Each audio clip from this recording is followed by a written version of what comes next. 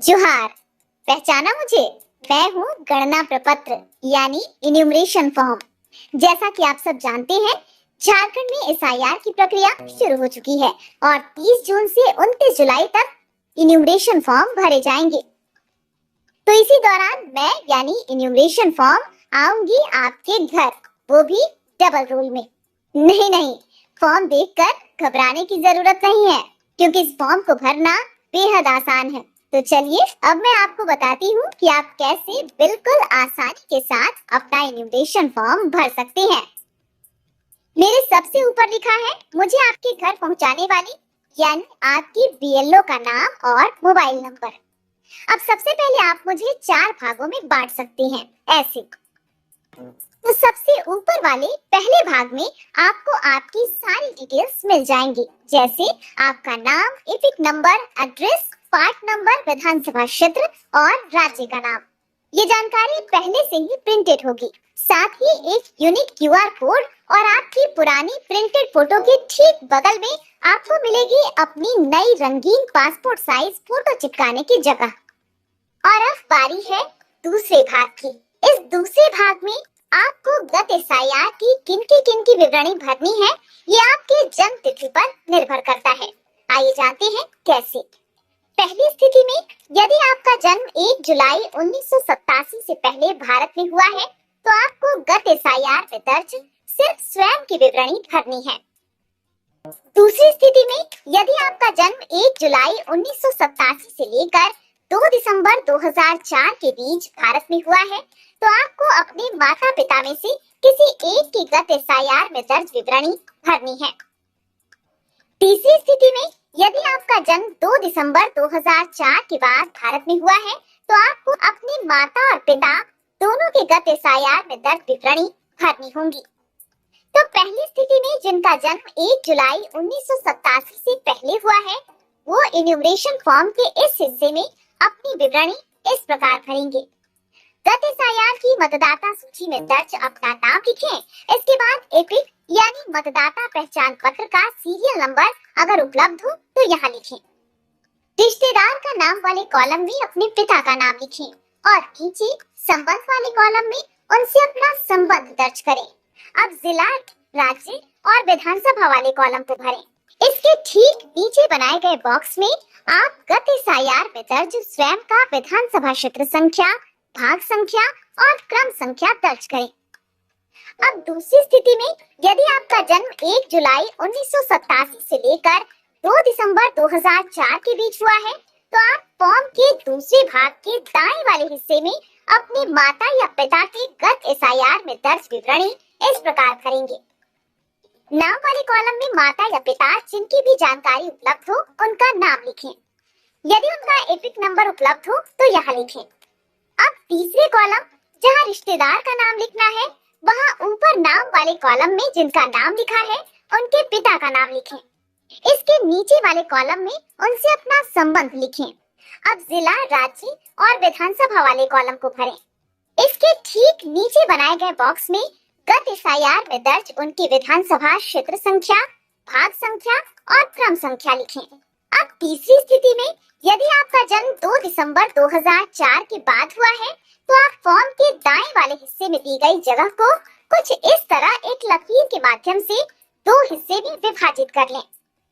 अब इनमें पहले वाले हिस्से में अपने पिता और दूसरे वाले हिस्से में अपनी माता की गत एसआईआर से जुड़ी विवरणी इस प्रकार भरें। नाम वाले बॉक्स में एक तरफ पिता और दूसरी तरफ माता का नाम लिखें। एपिक संख्या वाले बॉक्स में अगर उनकी एपिक संख्या उपलब्ध हो तो दर्ज करें। रिश्तेदार वाले नाम के बॉक्स में माता और पिता दोनों के ही पिता का नाम दर्ज करें। संबंध वाले बॉक्स में उनसे अपना संबंध दर्ज करें। इसके बाद जिला, राज्य और विधानसभा वाले बॉक्स को भरें। अब इसके ठीक नीचे वाले हिस्से में दिए गए विधानसभा संख्या, भाग संख्या और मतदाता क्रम संख्या के बॉक्स में इस तरह लकीर खींचें और माता और पिता दोनों की गत एसआईआर में दर्ज विवरणी इस प्रकार भरें। विधानसभा क्षेत्र संख्या वाले बॉक्स में गत एसआईआर में दर्ज माता और पिता दोनों की विधानसभा क्षेत्र संख्या लिखें। इसी तरह भाग संख्या और क्रम संख्या में गत एसआईआर में दर्ज माता और पिता दोनों के भाग और क्रमांक संख्या दर्ज करें। अब आते हैं फॉर्म के तीसरे हिस्से में। यहाँ आपको अपनी कुछ सामान्य जानकारियां दर्ज करनी होंगी, जैसे अपनी जन्म तिथि, यदि आपका आधार नंबर उपलब्ध हो तो यहाँ लिखें। उसके बाद अपना मोबाइल नंबर और फिर अपने पिता या अभिभावक का नाम, यदि आपके पिता या अभिभावक का मतदाता पहचान पत्र संख्या उपलब्ध हो तो यहाँ लिखें।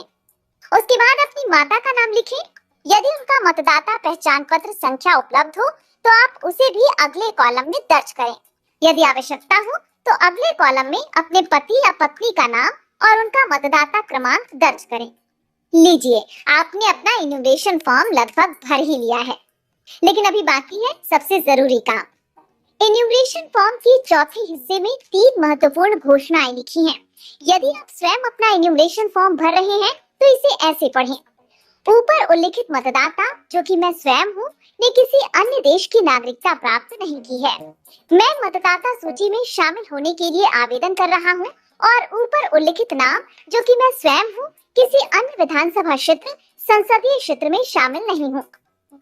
मुझे पता है कि इस आवेदन के संबंध में उपरोक्त कथन या घोषणा करना जो झूठा है और जिसके बारे में मैं जानता या मानता हूँ कि वह झूठा है या जिसे मैं सच नहीं मानता हूँ, लोक प्रतिनिधित्व अधिनियम 1950 की धारा 31 के अंतर्गत 1 वर्ष तक का कारावास या जुर्माना या दोनों हो सकता है। और यदि आप परिवार के किसी अन्य सदस्य के लिए इन्यूमरेशन फॉर्म भर रहे हो तो इसे ऐसे पढ़ें। ऊपर उल्लिखित मतदाता, जो कि मेरे परिवार का सदस्य है, ने किसी अन्य देश की नागरिकता प्राप्त नहीं की है। मैं मतदाता सूची में शामिल होने के लिए आवेदन कर रहा हूँ और ऊपर उल्लिखित नाम, जो मेरे परिवार का सदस्य है, किसी अन्य विधानसभा क्षेत्र, संसदीय क्षेत्र में शामिल नहीं है। मुझे पता है कि इस आवेदन के संबंध में उपरोक्त कथन या घोषणा करना जो झूठा है और जिसके बारे में मैं जानता या मानता हूँ कि वह झूठा है या जिसे मैं सच नहीं मानता हूँ, लोक प्रतिनिधित्व अधिनियम 1950 की धारा 31 के अंतर्गत 1 वर्ष तक कारावास या जुर्माना या दोनों हो सकता है। इस घोषणा को ध्यान पूर्वक पढ़ने के बाद एक बार फिर दर्ज की गई जानकारी को अच्छी तरह जांच लें और अगर सारी जानकारियां सही हो तो सबसे नीचे दाहिनी तरफ दिए गए स्थान में अपने हस्ताक्षर कीजिए। यदि घर का कोई सदस्य अस्थायी रूप से अनुपस्थित हो तो घर का कोई भी वयस्क सदस्य उनका फॉर्म भर सकता है। लेकिन यहाँ ये बात ध्यान देने की है कि हस्ताक्षर करते समय मतदाता से अपने संबंध की जानकारी अवश्य दें। देखा कितना आसान है इन्यूमरेशन फॉर्म भरना? यही नहीं, इससे भी आसान है इन्यूमरेशन फॉर्म जमा करना।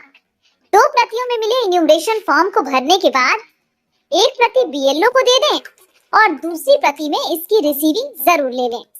रिसीविंग वाली प्रति को अपने पास सुरक्षित रख लें। बस हो गया। और एक बात, इन्यूमरेशन फॉर्म भरने में देर न करें। फॉर्म मिलते ही जितनी जल्दी हो सके इसे भरकर जमा करें। इन्यूमरेशन फॉर्म के साथ कोई भी दस्तावेज नहीं देना है। सिर्फ पात्र भारतीय नागरिक ही इन्यूमरेशन की इस प्रक्रिया में भाग ले सकते हैं। वैध अथवा अवैध रूप से भारत आए किसी विदेशी नागरिक का सत्य या मिथ्या जानकारी देना, रिक्त या आंशिक रूप से इन्यूमरेशन फॉर्म भरना या फॉर्म पर हस्ताक्षर करना जन प्रतिनिधित्व अधिनियम की धारा 31 के तहत एक दंडनीय अपराध है। अगर कोई भी विदेशी नागरिक भरा हुआ इन्यूमरेशन फॉर्म बीएलओ को व्यक्तिगत रूप से अथवा ऑनलाइन माध्यम से जमा करता है तो ईआरओ उस आवेदक के खिलाफ एफआईआर दर्ज करेंगे। विदेशी नागरिक इन्यूमरेशन फॉर्म न भरें और बिना हस्ताक्षर किए ही बीएलओ को तुरंत वापस करें। एसआईआर की प्रक्रिया से हमारी मतदाता सूची होगी एकदम शुद्ध और सटीक। तो इस अभियान में आप भी अपना योगदान दें और जागरूक मतदाता का कर्तव्य निभाएं।